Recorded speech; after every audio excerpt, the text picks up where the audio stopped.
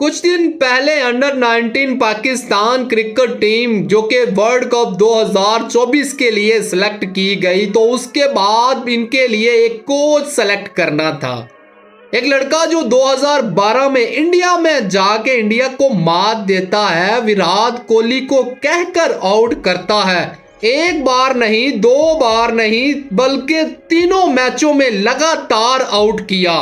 पहले मैच में विराट कोहली ने आउट किया तो कहा गया कि तुक्का लगा है, लेकिन दूसरे मैच में चैलेंज करके विराट कोहली को आउट किया।